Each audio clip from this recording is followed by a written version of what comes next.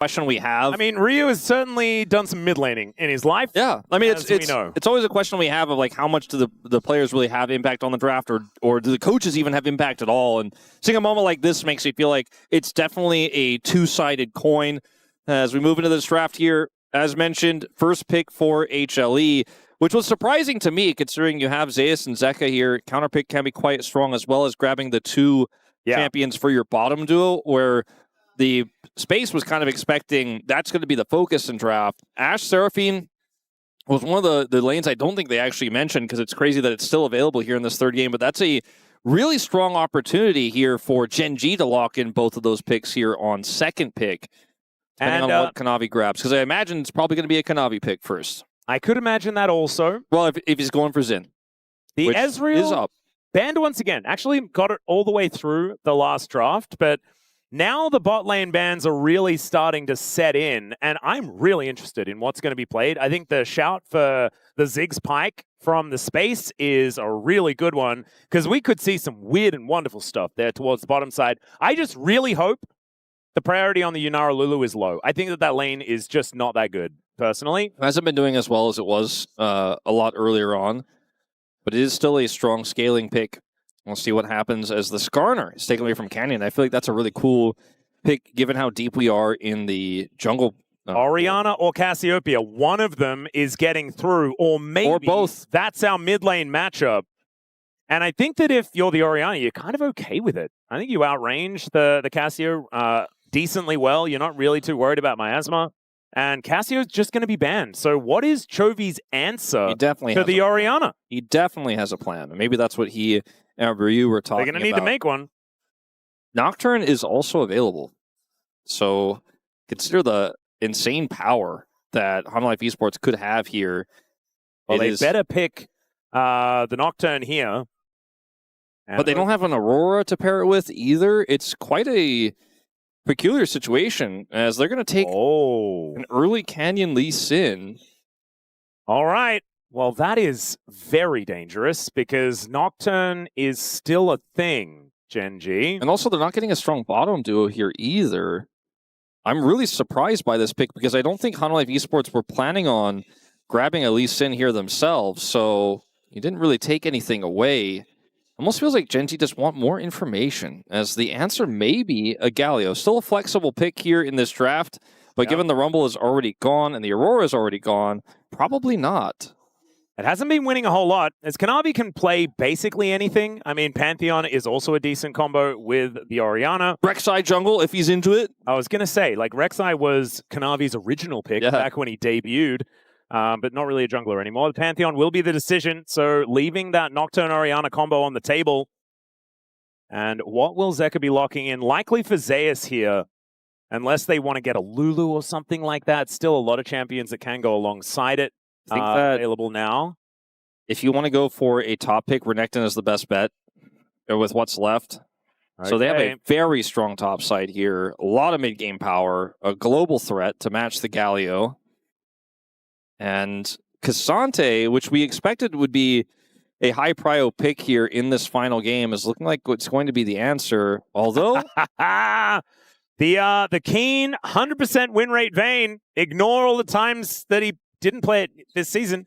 Yeah, I don't personally. I'm not a big truster of Kiin's Vayne, but what do you mean? He hasn't lost on it, Wolf, this year this tournament. In this tournament, he did lose to Zeus playing Vayne in the LCK Cup Finals very iconically.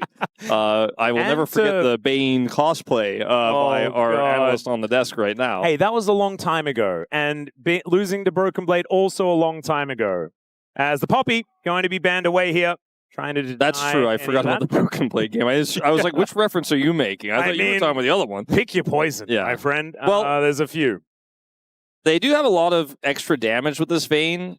And it is going to be a strong matchup for the Vayne early on in this game. And it does actually continue to open the door for a weird bottom lane. And both teams now looking for bottom lane champions. That's a Poppy support ban coming on in here. Yeah, I just kind of feel like the scaling, like you need scaling damage here as Gen.G, but your draft can be quite fragile because there's so much mid-game power here in this Hanwha Life eSports draft, which feels very 2026 Hanwha, right? All in, aggressive. Yep. And I think someone needs to ban Pyke. Otherwise, a team is going to play it. Like, that is what's happening this game. I mean, there's another world where they try to play for just more scaling AP, like a Mel in the bottom lane. Yeah. It doesn't necessarily have to have the Pyke, although that's really common. Just wonder what the plans would be. If we end up with like Gen.G playing Corki in this draft, I'd be very concerned. Well, they won't be because it's banned away. Well, I think you lock Pyke and then play Mel or Ziggs. I think that's something that you could definitely do here if you are Gen.G. Could be an awkward composition, but we'll see what ruler wants to lock in here. Just don't feel like there's a pick that fixes this draft here for me for Gen.G. Like they already have an so AD carry. holes. That's where my head is, right? And so you just can play around Kiin in late game team fights, I guess. Let him do that consistent damage. We've seen Vayne's really go crazy in the later team fights, especially when piloted by Kiin, as there is a Rakan lock-in for Duro. Okay, will that mean that Gumayusi is going to deny the Lovers duo? He could theoretically do that. Rakan Galio has been a pretty devastating combo in the past, but we haven't seen it so much recently. I mean, he's not going to be able to play Xayah Rakan, which he was probably considering here. He could just play a scaling pick, like Aphelios or Jinx, and lock the Nautilus in response. They want to see what that AD carry is first, but they can't. I got trolled again by right at first selection. I don't know why that happened to me twice today. I'm just so caught up Nautilus, on hype. Xayah could be the choice here.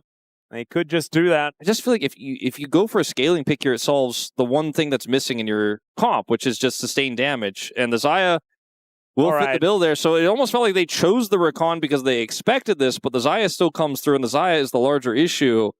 Do we get Space Vayne? Because so many times when Xayah is picked, someone will pick Kai'Sa. That is just how it goes since 2017. I mean, it's a pretty good angle for the Kai'Sa. I kind of forgot about it because it's been so fringe this year and very rarely picked up, but works out. Instead, they're looking for a potential Sivir scaling angle here. I'm just not 100% sold on this draft here for Gen.G. There's a movement speed from the ult. It'll be very valuable for everyone. It's actually incredibly strong here in its own right in isolation. But the Sivir's going to take so long to be a late-game threat. Xayah will also take some time before she's the really scaling, powerful, scary, deadly Xayah that Guma always seems to end up getting to.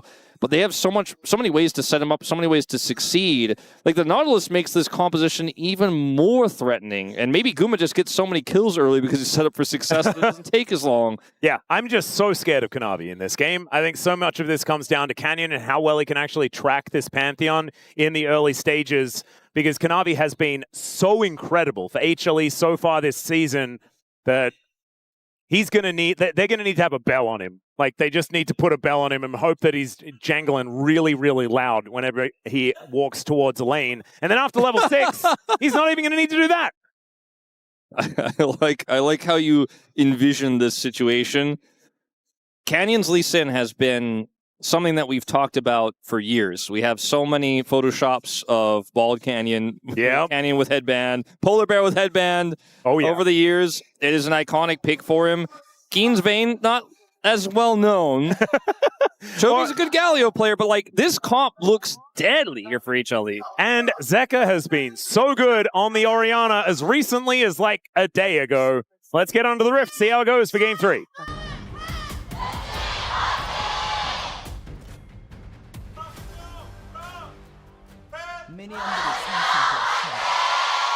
All right, Hanwha fans, very, very loud here today.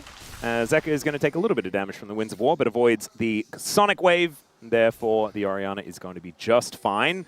This will be a difficult lane for the Galio. Top lane will be a difficult lane for the Renekton.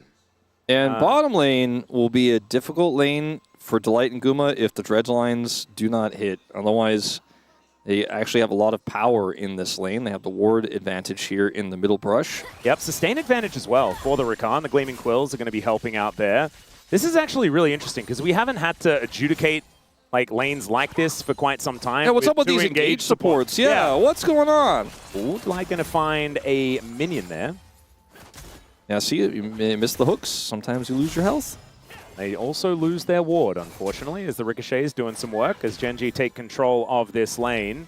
We did expect that the Sivir Rakan should be a little bit more powerful at this stage, but Gumayusi is going to be extremely safe as this game goes on with that Featherstorm, and I think he's going to need to be, with Canyon searching for him, and Chovy ready to land on top. Obviously, this is not one of Chovy's most flashy picks, but definitely one of his most played. The CC for... I mean, he did have that amazing taunt, iconically, when taunt was basically changed because of him. And when I look at this Xayah pick for Guma, I think more about Gumayushi's ability to play Xayah and position well and have great feather callbacks and how good he is at the champion, rather than I think about, like, okay, is Xayah press R equals safe? Because, like, sometimes that's how you look at Xayah in drafts. But for me, for Guma, I'm like, oh, there's so much more to it than that in this game. Especially it's more about securing Baron, let's be honest. There you go. But there's so many CCs here that kind of persist and are difficult to deal with. Like, at least in Sonic Wave is very difficult to Xayah R because you just kind of wait and then you press it, right? Or a kick, very difficult to outplay.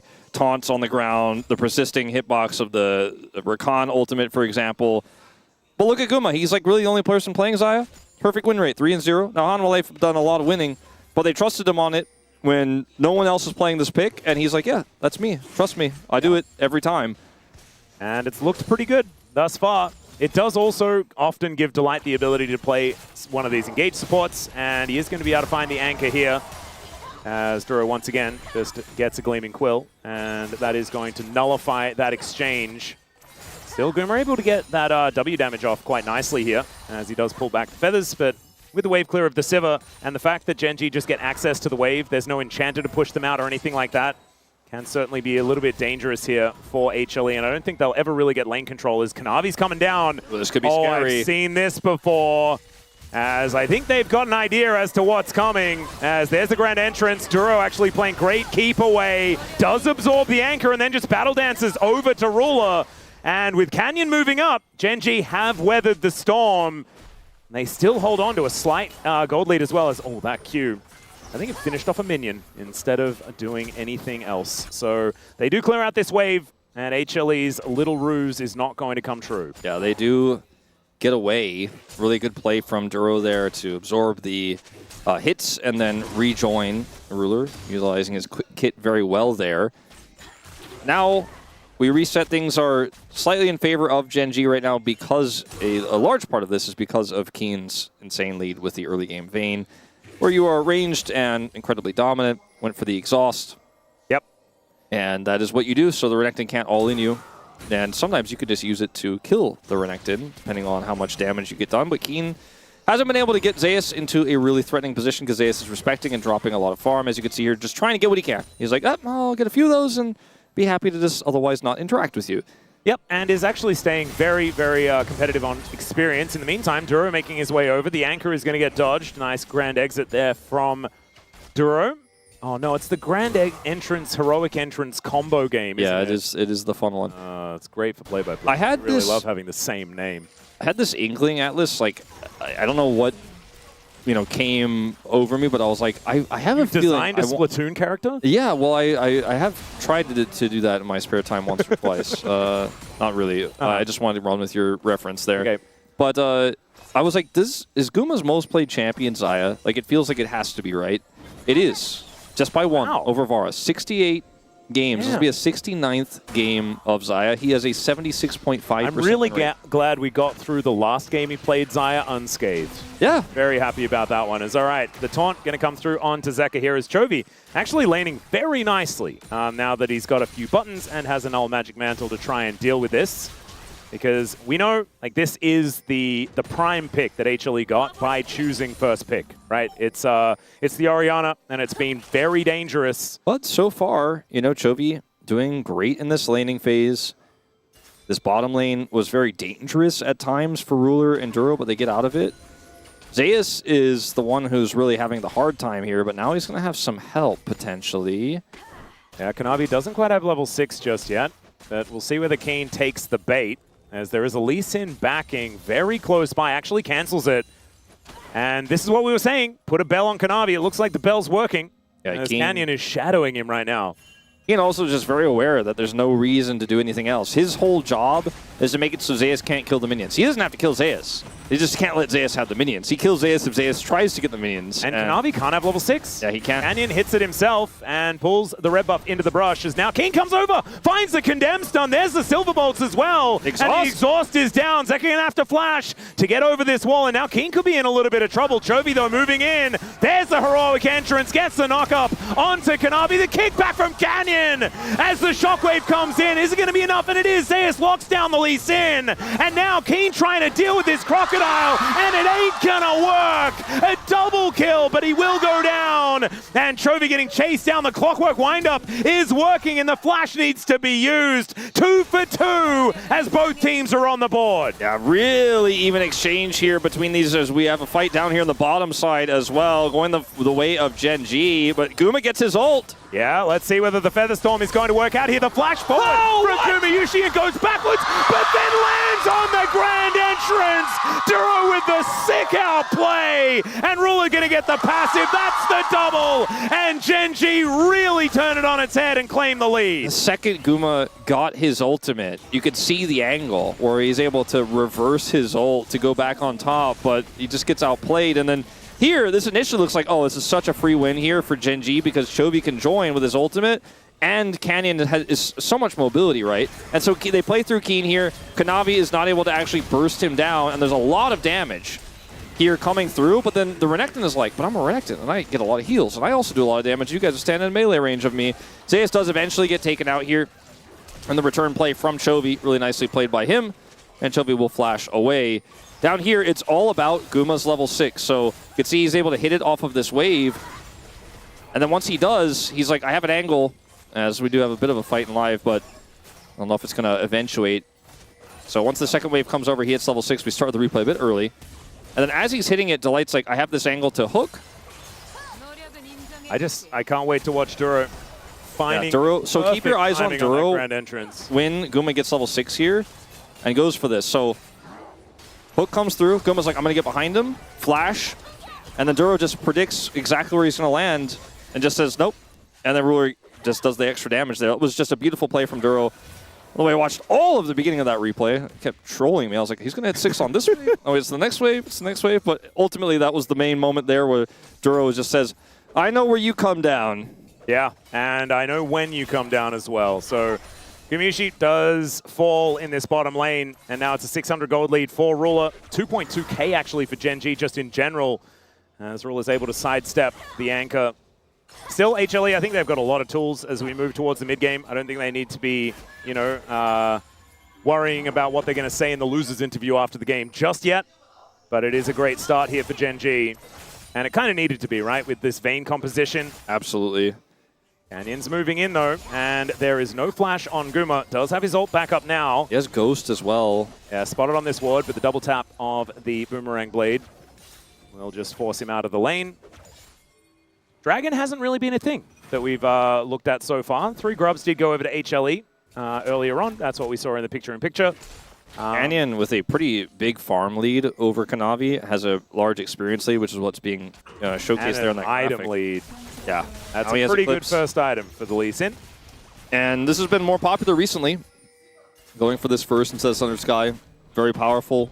A lot of explosive damage early in a comp like this where you want to try to snowball things. You have the scaling Sivir, right? But you do want to get to the mid-game where you can actually fight into Renekton, Pantheon, Orianna as fast as possible and set up those lanes for success, which he has done very successfully here, although Kiin kind of did a lot of his early leading on his own. Now he no longer has a lead because of that scrap where Zeus picked up 2 kills.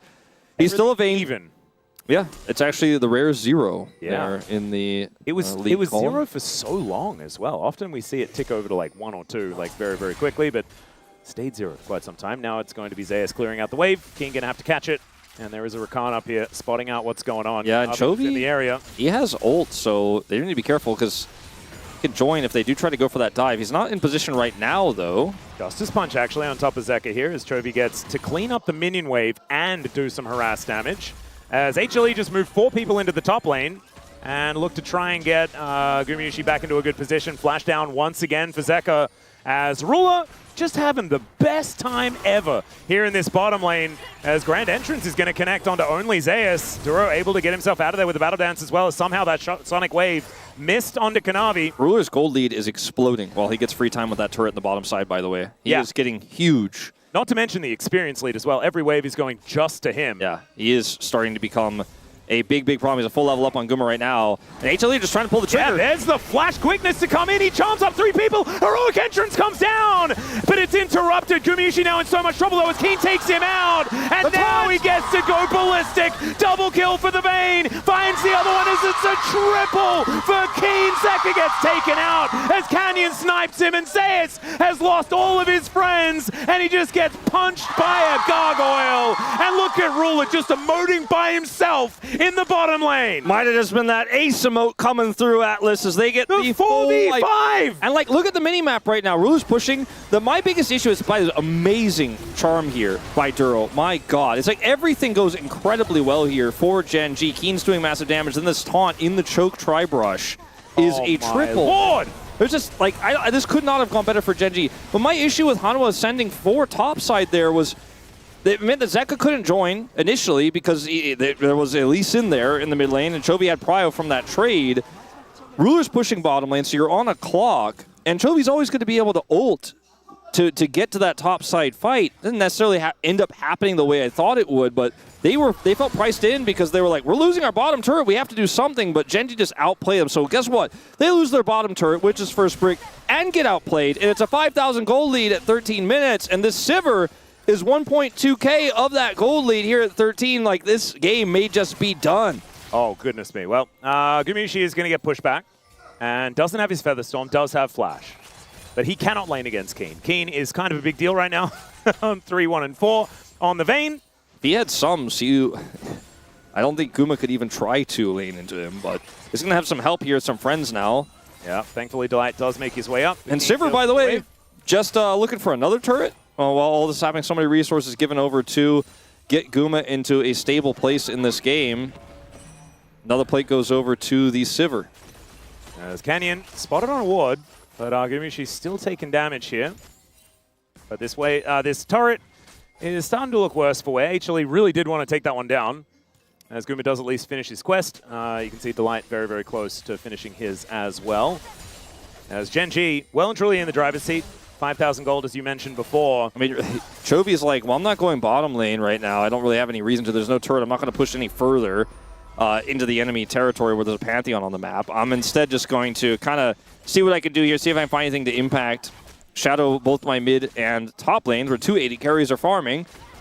And Kiin is just getting so much money here for free. This turret is totally safe. And finally, Zeus gets to the bottom lane, but like it doesn't matter anymore. Now Chovy's swapped over to the top side. And Kiin's going to be able to go bottom. He has teleport now because roll quest. So, all right, well, Canyon looking for an angle here. Let's see whether he finds it. There's the kick flash, and Zeka going to get taken down. Shockwave comes in and doesn't really do anything at all. There is the Canyon Lee Sin that we know and love. Chovy doesn't have TP, but it will fairly soon here. They need to make something happen on this bottom side play, and they need to make it happen fast, or they're just going to get punished again. And this turret is so healthy. I mean, it's a bounty on this turret, but it's going to take so long, and Chovy's getting all of that top turret right now and can TP down for the defense. Like, it's checkmate Hanwha Life Esports. Like, Hanwha Life Esports can't do anything. There is no play here. There's just nothing they can do. They are literally checkmated in this situation on the map. Well, there's a teleport that's going to come in from Zeka, as Kanavi moving over as well, does have the Skyfall that can be utilized. And now Chovy is just like, well, now I'm in danger if I push further, so I'll just walk away. And we'll get the dragon on the other side of the map where I can also join with TP. Not to mention, he's got just the most tanky build for his first item and shoes. So it's just never going to be a great thing, as there's the kick flash after the smite. Smite slow, kick post flash, everything is clean about the safeguard approach. It's just fairly, he makes it look like it's basic as hell. Yeah. He stood there, but I mean, we've seen the things that Canyon has done. If you've watched the recent LoL eSports video about the best Lee Sin plays of all time, we all knew what play number 1 was going to be when we loaded up that video. And Canyon, like, they missed even one of the best parts of the play, and it was still absurdly obvious that it was number one. There's just too many of his greats. You know, we just can't let him have all the glory. So Orcs and I were watching it, and we had this theory that they left it out on purpose to bait comments. Now, Kiin is going to get CC'd. Kanavi is also in a little bit of trouble here as Ruler takes him down. Kiin lasted a lot longer than I was expecting, but it's actually Gumayusi that locks down that kill. Chovy turns up here in this bottom lane and then walks away. Chovy basically just showing up here to make sure that Ruler can keep pushing mid, I guess. Yeah, no, he's like, I need to take his body. He's allowed to go past, but isn't actually able to affect the play. Well, you know, you said it to me. I don't know if you said it to me on broadcast or not, but we can talk about if it wasn't. You said, even if this third game is a complete wash, this might go down as one of the best series of the year. Yeah. This third game is a complete wash, Atlus. Yeah, so we're going to have to like maybe debate whether or not this is the best series, but it has been some pretty good gameplay by Gen.G in this early game. As another one from Canyon, just going to be safeguarding over to get the perfect angle, and it just feels pretty nice watching Canyon play this champion. Mustn't feel very good for Kanavi, who just had a brilliant game on the Lee Sin himself. Kiin buys so much time here, and that's why Chovy is able to show up here and then prevent them from following. As oh dear. I mean, look. Imagine like thinking like about playing the game without like summoner spells or a feather storm. Yeah. Gumayusi had absolutely zero options there. As at least Kanavi has a health bar and an Aegis, and that is going to keep him alive. I think that this game isn't about any particular necessarily failings of any HLE players. It's just the lead here has snowballed so incredibly well. I think the four-man top play was absolutely not it. Yeah, and I think that is lost in the game, and sometimes you make one mistake against Gen.G, and the game is kind of I mean, there were some small things that, you know, they could have done better. Like, Zeka could have played safer in the mid lane when he got safeguard, flash kicked, like, but who's counting, right? But if you have if you put the zoom in on, like, Guma's flash outplay attempt, and you're like, this is why they lost the game, is because Guma went for that. Or like, this is why they lost the game, because Guma was away from his turn. I'm like, no, guys, I mean, this is not the I think they lost the game because they lost a 4v5 when Gen.G didn't have their AD carry that was taking a turret by himself in the bottom lane. I don't think I'll see that comment in the postgame. And said AD carry is now 4-0-0 on Sivir. IE at 18 minutes? Okay, well, I'm feeling a little worried about HLE's chances. Let's see whether Chovy feels worried about his chances here, as Canyon, thanks to the Ocean Rift, is able to keep himself out of sight. Does throw in that Sonic Wave as Kanavi Gen.G might eventually decide to let this turret go. It might be time. Much as I recently threw out a lot of cables recently myself, like, it's sometimes you're like, I really was attached to that turret, so it's where we won the big thing that won the game. It was like a really big moment for me. I don't want to let it, no, just don't be a hoarder, Gen.G, just let it go. Yeah, bounties come in, and honestly, they've released better HDMIs, Wolf. Like, you don't need to hoard them. Like, just get the 2.1 or whatever it is. That old, like, knockoff AV cable I had, I don't need that. No, I don't. DVI is a thing of the past. I threw away some DVI to display converter cables. Oh no! But what if I need that? No, yeah, what if you need to make that VGA monitor work again, like you had in primary school? I'd have to open up, like, you know, Coupon and spend 2,501. I better save that. Just for some translation, ladies and gentlemen, that is about $2. It's not very much. Yeah. Also, the cable had a lot of dust on it, you know. It was for the British, maybe it's like £1.50. I don't know. How much yen is that? No idea. How about, like, how much in Zimbabwe does that go for? If there are any Zimbabweans watching, please let us know what the currency conversion What about, be. like, South African dollars? Also not sure, as it turns out. What about yuan? It could have been a lot of value somewhere. That one I can almost translate, but from Korean to won is like, that's hard. Okay. I used to be able to do it. It was about 6 times the Australian dollar back in 2010. Yeah. It turns out that for keeping my room tidy, it was worth a lot to throw them away. And Gen.G threw that turret away, and they didn't throw the game away with it. They have not just yet. As HLE, they are looking to try and deny Soul Point. And they have positional advantage here, but there are wards sneakily hidden around this pit. And so Gen.G do know what's going on. Duro in a weird flank angle, looking for Zeus as the Strybreaker does go wide. Canyon looking to try and get himself in there, and he steals away the dragon! The grand entrance is so good as the quickness charms them all up, and the kick! Oh, Canyon, you absolute gem! As Gen.G will slam their wallets down and really solidify their win here in Game 3. And sometimes, when the Lee Sin gets locked, I question it. I go, I don't know what this plan is, Gen.G. I'm not 100% sure about this draft. But when Canyon's playing it, you just have to wait and see. And we did, and we saw. Lee Sin can't see, but he can certainly smite this dragon. And he is having an amazing game. Definitely making the POM conversation a little bit murkier after Chovy's amazing RA game. I'm still going to vote for Chovy, I'm not going to lie. But insane performance here on this Lee Sin. But they have such a lead. But it's like they didn't need to steal the dragon and also demolish them in the team fight and also like clown on them as well, but like they did. Yeah. And yeah, this is like the 15-year-old competing in the 7-year-old race and then celebrating a whole lot at the end. Like, you don't need to do that. If he didn't get the dragon, we could have at least been like, Hanwha got the dragon, but was it worth it? And have a conversation. We can't even have that conversation. They didn't even get the dragon. They didn't get anything.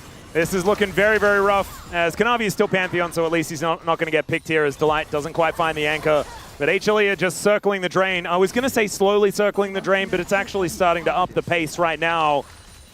And I don't want to say this as like, it's not any indication of HLE not being a great team here in the LCK, but what are you supposed to do now? Yeah, like, I mean, it's a 9,000 gold lead at 22 minutes. Checkmate, man. Yeah, they're into a Vayne that's 5-2-6. This Lee Sin is absolutely berserk right now. Chovy hasn't died, and Ruler is on 3 items, and he's Sivir. You know when you reach checkmate in chess, like that's the end of the game, you don't actually take the king. Yeah, that's... But in League of Legends, you actually have to take the king. Yeah, so. you don't really do the conceit. And for some reason, like, Hanwha Life won't make the last move. Because Gen.G are like, please let me take the king. They technically have time left on the clock.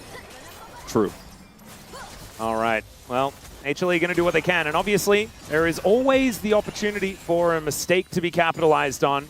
It is never over till it's over. This is a tenacious team, but I just don't know whether there are very many inroads outside of colossal Gen.G failure, but they've just been playing so well. I think Duro as well, as far as that conversation for POM, my God, his Rakan has been just insane. Like that play from Guma was almost like one of the coolest moments you could see in a Xayah lane, right? But he just gets shut down. That top side play was a disaster, and this Vayne got online so early. The Sivir was untouched and uncontested. So many things went wrong for HLE this game. They just didn't even get to play League of Legends. Well, now on the hunt, going to get popped, and that is just a broken inhibitor turret. Gumayusi taking so much damage as Kiin just tumbles away from the anchor. Kanavi trying to deal with this push in the mid lane as well as Chovy and Canyon getting some work done. Canyon hits a Q, doesn't go back in, and they'll take the inhibitor. Zeka looking for a little bit of an orb. That is a really beautiful little animation. This is we're getting to the Willy Wonka. You know, I pull this one out every now and then where he's yelling, "You lose, you get nothing." Hey, sir, you know, like that's how I'm feeling when I'm watching Zeka try to get something. And then Gene Wilder is telling him that he's not. I thought you were going to talk about Augustus Gloop eating the microphone. Oh, yeah. That moment, like whenever anyone mentions Willy Wonka, that's all I think about. I'm like, wow, what an iconic scene. Just sort of stands there and eats the microphone. Well, it's quite topical because we are getting close to talking about those golden tickets to MSI. And Gen.G, with this win here, definitely still firmly in the conversation of being one of our 2 teams to go, right? KT is still like hanging on, right, as being one of those, like, bro, still maybe, you know, but ultimately we have 3 teams we're really thinking are the true contesters. And Gen.G are demolishing our #1 team here in the LCK right now in this final game. And you know what's fantastic? We have already, like, 3 teams qualify for EWC as well, and they have all been involved in the 2 best of 3s that we've had so far in the LCK. Yes. So we will be able to watch even more of these three squads, including T1, is now the engage onto Chovy as the double taunt does come in. Delight is going to go down, and there's a kickback onto Guma. He does get the Featherstorm, but Duro obviously CCs the whole team, and that is going to be curtains for HLE. Zeus takes a little while to kill, but now the victory march comes in, and Gen.G, they secure the ace, and they'll secure revenge here the second time they face off against HLE. HLE's first place spot being challenged here by Gen.G in a big way in what was a phenomenal series, but unfortunately for HLE, a very weak final game where Gen.G just stomp all over them. And it feels like the fatigue finally set in. Yeah. Right? And we do have to go back to the thing that we mentioned earlier on. This is the fourth day in a row